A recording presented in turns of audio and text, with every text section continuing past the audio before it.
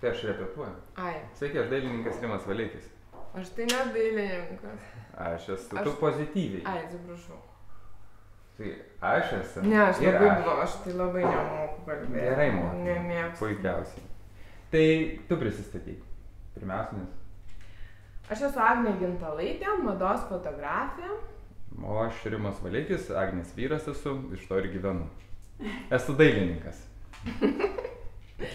Ir mes esame čia tam, kad pakalbėtume apie kailius. Konkrečiai apie kailius ir madą.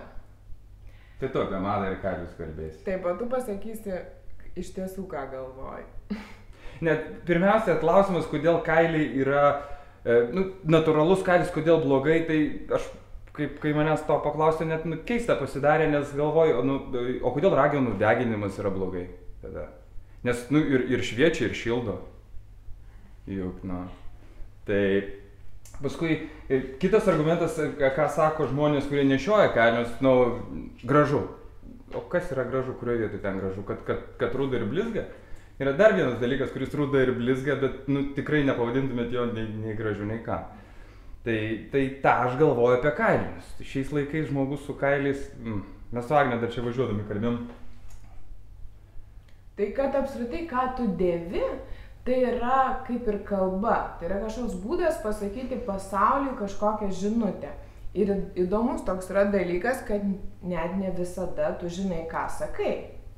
Aš atsiprašau, tik papildysiu. Jeigu žmogus su treningais eina, jis sako, aš sportiškas, aš ten sveikas, arba ten mergina su trumpu sijonu, ir irgi kažką sako, tai yra, kalba, bendravimo forma. Bet koks rūbas, įsivaizduokit ir ką jis reiškia. Tai vat žmogus einantis su natūraliais kaliniais, iš esmės sako, aš esu sociopatas. Va, žudau, man patinka. Taip. Aš manau, kad yra pagrindinė žinutė, kada žmogus nešioja kailius, tai jis sako, kad viskas yra parduodama ir kad moralės nėra. Ir tarp kitko, iš tikrųjų visuomeniai galima labai pastebėti, kad kailius dėvi ypatingai tos moteris, kurios save pardavinėja. Paprasčiausia tariant, tai yra prostitutės. Gerai čia.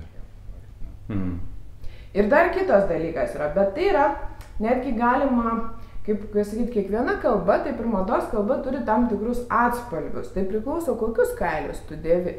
Tai jeigu tai yra ypatingai kokia nors egzotiškų gyvūno kailiniai, jeigu tai yra reto gyvūno kailiniai, kuris dar yra ir, pavyzdžiui, nyksta įrašytas į ten visokias raudonasias knygas, tai tu taip demonstruoji ypatingai didelį cinizmą. Ir tiesiog išreiški taip, viskas yra parduodama, aš sąžinės neturiu. Po manęs nors ir tvanas, jūs kentėkit, o aš laimingas, nes galiu rodyti pranašumą iš kažkieno mirties. Taip. Dar galima pastebėti, kad kartais labai gaila, bet dėja politikai dėvi kailius, o yra ir įrodytas toksai faktas, kad daugiausia sociopatų būna arba kalėjimuose, arba tarp politikų. Tai va taip irgi galima labai lengvai atpažinti. Nėra taip patys tyrimai, kad žmogus turintis galios, valdžios ir pinigų, turi mažiau empatijos, ne kažkodėl sumažėja. Tai kad politikas su kailiniais skaudina, bet nelabai stebina.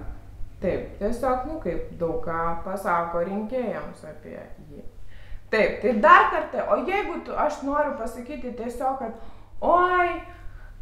kad man šalta, tai šiais laikais sakyti, kad vien tik kailiniai gali sušildyti, gerai, tada dar gali sakyti, bet taip gražu, taip puiku, visuomet yra dirbtiniai kailiniai, kurie tikrai yra labai gražus ir dabar visai madingi, bet natūralūs ne.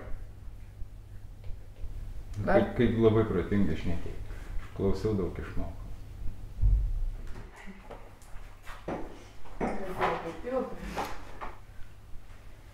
Gerai, super. Jo, super. Super.